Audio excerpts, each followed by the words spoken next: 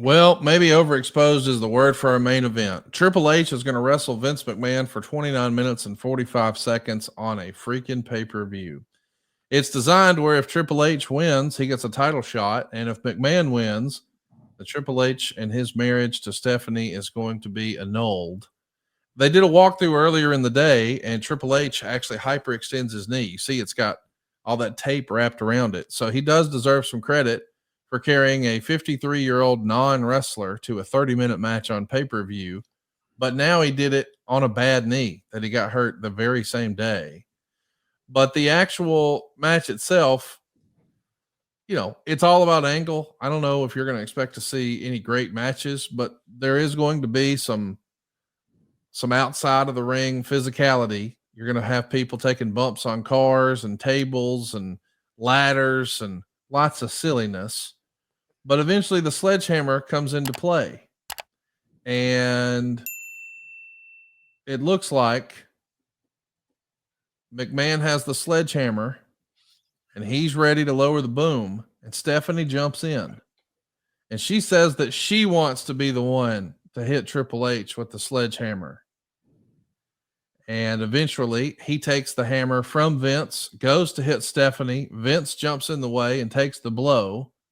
There's a second blow with the sledgehammer, and Helmsley goes to pin McMahon. It always takes two sledgehammer hits, Conrad. God damn it. When are you going to learn? Two sledgehammer hits to the face to put down Vince McMahon, by God. The big tease is, though, now that he's won the match, is he going to use the sledgehammer on Stephanie? Is Triple H going to end Stephanie? But instead, he drops it. They hug and kiss. It was a swerve, bro. She's happy to be with Triple H. This is a nice little swerve, and we know that she's going to become a big part of the program moving forward. She's going to become one of the top heels in the entire promotion. She's a star. Conrad. She was a star. I doing commentary. I was oftentimes amazed at how natural a heel she was, and I say that in all great respect. There were fewer. It's hard to be a great heel and to make people not like you, and she went right along with it and encouraged that emotion. So we discovered another star in this whole angle, and she and Triple H were a great couple. In that regard, they were valuable assets to the success of WWE at that time, and we were lucky to have them. To be honest with you, I know politically people have their opinions, and that's cool.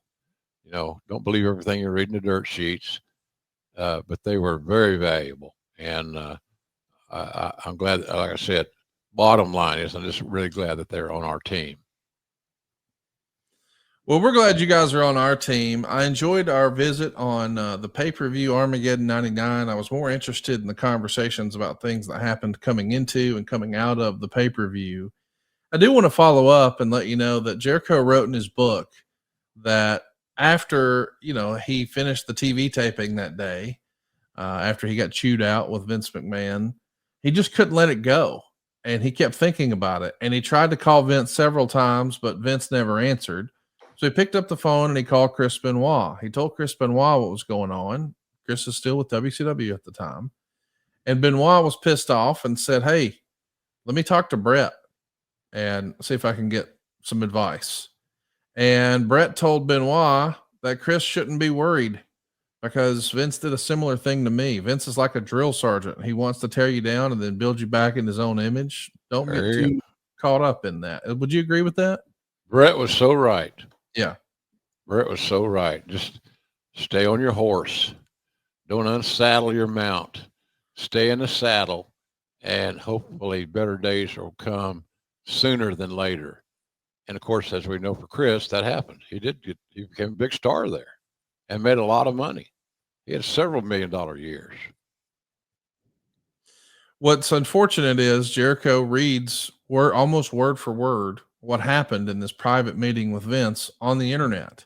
And he wonders, how does this get out there? It's not like JR's leaking it. It's not like Lanza is. It's not like Vince is. And there's even speculation in the torch, and this is real.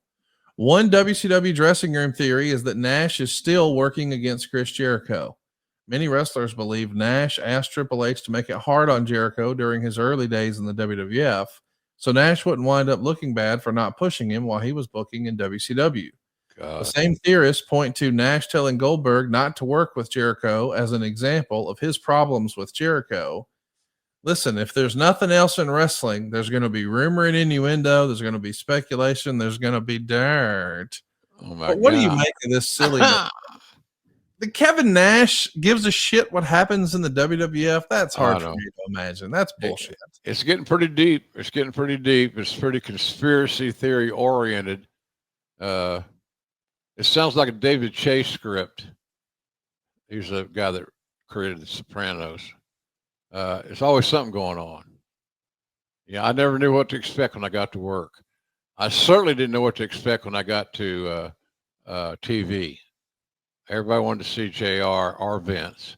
Vince saw much fewer of them than did I. And, but it was always an adventure, always something, always something. I remember when China was going out and she had her contract demands that I've made clear to her we could not adhere to. I can't pay you that. She wanted $1 million a year guarantee. Because if Steve got it, she wanted it. Steve meaning Austin. So what she's doing, she's putting herself on the same level in the same place as Stone Cold. I couldn't see that. I thought she'd make more than $1 million, and she did. More often, more than one time. But she had this thing where she felt like, and I understand her drive, but I couldn't justify paying her that guarantee. It's $19,000 a week and change.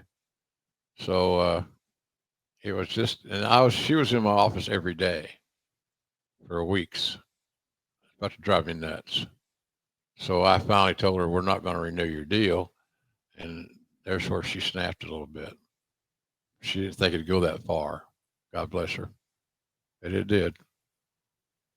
Speaking of going that far, I don't think a lot of people really thought it would go that far. We would see nudity on a WWF pay-per-view. Was there any backlash from the boys or the talent or the people within the company about the decision to allow the cat to reveal herself on pay-per-view? I think it was the basic way of describing the boys' reaction, Conrad, was eye rolling. They would say, what the fuck are we doing? Yeah. And I had no answer for them. That's really when you feel less than as an administrator, when you don't have any answer for the talent on a certain topic. Because I didn't agree with it. I didn't agree with the nudity. I didn't think we should put the cat or anybody else in that position. You know, we had plenty of women that had much bigger breasts than Cat that we could have put out there if they wanted to go and earn an extra payday. But it just, the boys just eye rolled their way right on through, like, here we go again. What are we doing? So, and then they wanted to go focus on their work. So that's kind of how I saw it. Eye rolling was the reaction.